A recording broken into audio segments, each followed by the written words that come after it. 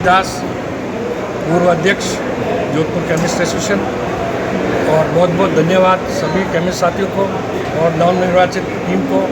और इन्होंने जो है कॉन्स्टिट्यूशन में अमेंडमेंट करके काफ़ी पद का और साथियों को साथ में लेने के लिए प्रयास किया है और जो सर्वसम्मति से पूरा पारित किया है आम सभा में। और मुझे ये विश्वास है कि सभी साथी आगे चलकर पूर्ण रूप से केमिस्ट हित में कार्य करेंगे। Thank you sir. धन्यवाद सर। आप पूर्व अध्यक्ष रहे तो अभी जो रिटेलर्स काउंटर है उनको जो समस्याएं आ रही है तो उसके बारे में आपका क्या कहना है? इससे पूर्व में भी हमने काफ़ी प्रयास किए हैं उनकी समस्याओं का निवारण करने के लिए। बेसिकली जो उनका समस्या है ड्रग डिपार्टमेंट संबंधित फार्मासिस्ट उपस्थित नहीं थे, तो आज की तारीख में सब जगह सब स्वास्थ्यपूर्ण वातावरण से कार्य हो रहा है। बाकी इनकी इंटरनल जो आपस के अंदर कंपटीशन और डिस्काउंट का चल रहा है उसके लिए भी हम प्रयास करेंगे ताकि किसी भी तरीके से आम नागरिक को जो है सही दवा और पूर्ण रूप से उनको मिले, यही हमारा प्रयास रहेगा। जो पूर्व अध्यक्ष थे ओम जी खंडेलवाल, उन्होंने आयुर्वेदिक दवाओं वालों को भी साथ में लेके मेंबर बनाए थे और कार्य किया था, लेकिन इस बार उनको सबको हटाया गया। उसका कारण क्या नहीं, हमने किसी को हटाया नहीं है।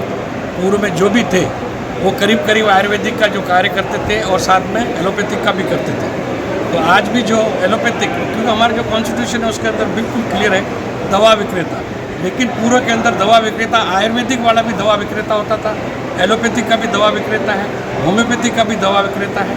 लेकिन अभी जो हमारा एलोपैथिक मेडिसिन का जो व्यवसाय करते हैं, चाहे वो रिटेलर है, चाहे होलसेलर है, चाहे वो पीसीडी कंपनी का काम करता है या सर्जिकल करता है, वो हमारे कॉन्स्टिट्यूशन के अंदर मेंबर है और उनको अधिकार है हमारी संस्था में मेंबर बनने का। और उनको हम जो है आगे भी मेंबर बनाएंगे और ऐसा कभी भी कोई देंगे तो उसके ऊपर भी विचार कर सकते हैं। हम आयुर्वेदिक वालों को भी अपने से अलग नहीं रखना चाहते, वो भी हमारे मेंबर बन सकते हैं। जोधपुर के ग्रामीण क्षेत्रों में काफ़ी जगह है जो नकली दवाएं की फैक्ट्रियां पकड़ी गई, जिसमें नारकोटिक दवाएं पकड़ी गई थी, तो उसके बारे में आप क्या कहेंगे? सर, ये समस्या सिर्फ जोधपुर की नहीं है, पूरे हिंदुस्तान में है।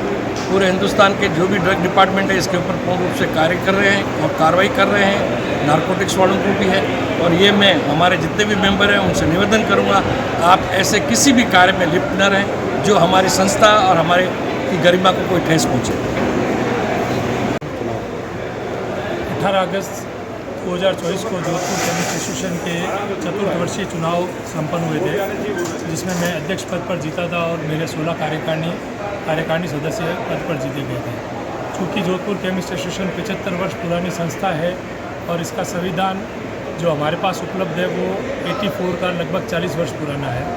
तो कार्यकारिणी की जो पहली मीटिंग हुई थी उसमें हमने ये निर्णय लिया कि हम आगामी 1 सितंबर को आम सभा बुलाएंगे और उसमें शपथ ग्रहण समारोह के साथ साथ हम अपनी कार्यकारिणी को विस्तार करेंगे और कुछ नए पद क्रिएट करेंगे ताकि जोधपुर जिला, जो कि राजस्थान का दूसरा बड़ा जिला है, हमारे समस्त पदाधिकारियों तक हमारे केमिस्ट साथी पहुंच सके।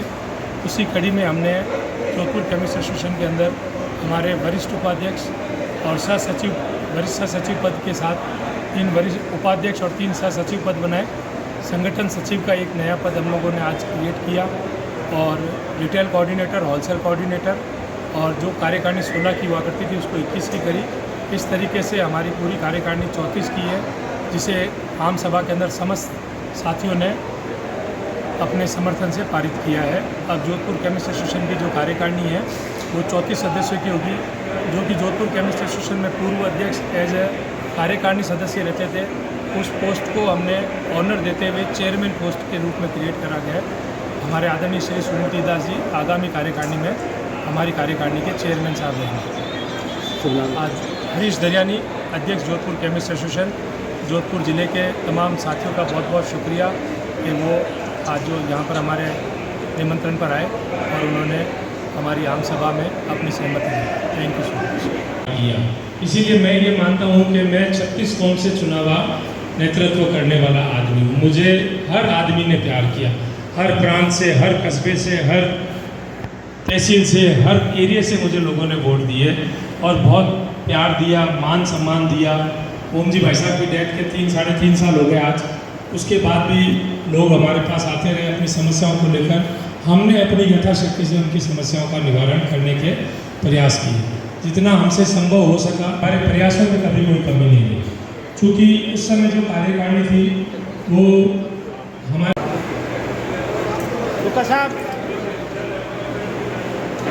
ओ बाबा